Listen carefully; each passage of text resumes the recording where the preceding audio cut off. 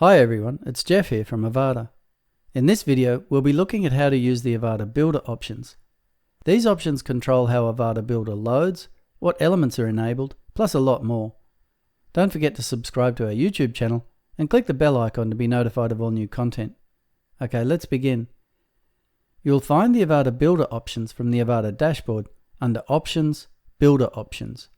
These are quite separate from the Live Builder preferences, which are found on the top bar in Avada Live. See the linked video for more information on these. The first builder option is the Avada Builder Auto Activation switch, and here you can set your load preferences for the Avada Builder. If you enable this, it's off by default, then the chosen Avada Builder interface will load automatically when creating or editing a page, post or layout section, etc. Here you can choose between the Live Builder and the backend builder. With it off, you will get the default WordPress editor view on load, and the Avada Builder and Avada Live buttons at the top of the screen. My preference is to set it so that everything opens in the Live Builder automatically. Below this, you can enable or disable any of the Avada Builder elements for your site. These are split up into design elements, layout elements, and form elements. On the left, there are buttons to check or uncheck all elements, and there is also a Run Element Scan button if you want to find out which elements are being currently used on your site. If you are sure you won't be using a certain element on the site, disabling it can increase load performance to a very small degree, but use this setting with caution, as any existing elements you disable will render on the front end as regular element markup. Generally, you would only use this when a site was fully completed. To that end, you will also see this when you run the Avada Performance Wizard. See the linked video below for more info on that. The next option down is Post Types. Here you can enable or disable Avada Builder for any of the registered post types available to you. These will vary depending on what plugins you have installed. For example, bbPress, the Events Calendar, and WooCommerce all add their own registered post types. Below this are two sections for importing and exporting Avada Builder content or templates. Basically, what you can do here is to import or export any of your library content, either saved elements, columns, and containers, or any full-page templates. You can then, of course, import these items into another install, thereby sharing your library items in a potentially large time-saving exercise. Under this, there is the Sticky Preview/Publish buttons option, which allows you to turn on or off the feature of having Sticky Preview/Publish buttons at the bottom of your pages when you are editing in the backend builder.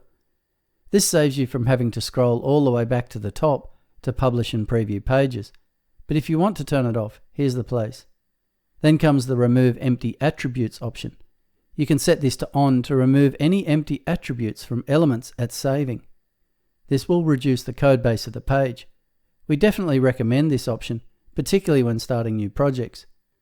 Turning it on for existing projects will not remove the empty attributes from existing elements.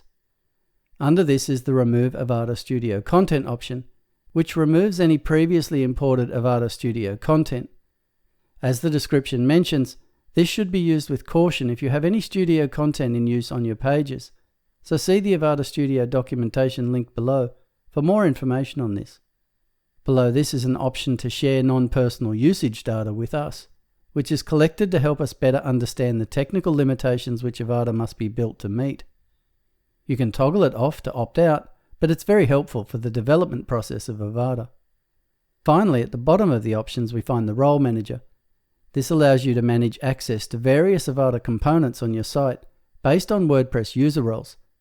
See the linked video for full details of the Role Manager, but basically we can use this to control the access permissions of various user types.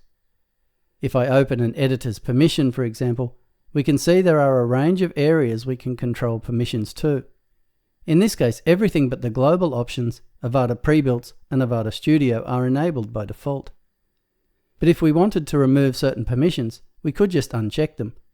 Maybe I want to encourage this editor to use the front-end builder on pages, and so I could just remove the access to the back-end builder here under Pages. If I remove the dashboard menu for a category, let's say Avada Library, note how all access is removed. If you have multiple users on your site, be sure to go through this and set the user permissions to exactly what you want them to be. And of course, if you make any changes to your Avada Builder options, make sure to remember to click Save Options at the very bottom of the page here. Okay, that's the Avada Builder options. Thanks for watching. These options will definitely help you get the builder experience you prefer. Okay, that's it for this video. Make sure you subscribe to our YouTube channel to keep up with all the latest videos. And if you have any questions or need assistance, please create a support ticket and our team will gladly assist you. As always, we want to thank you for choosing Avada.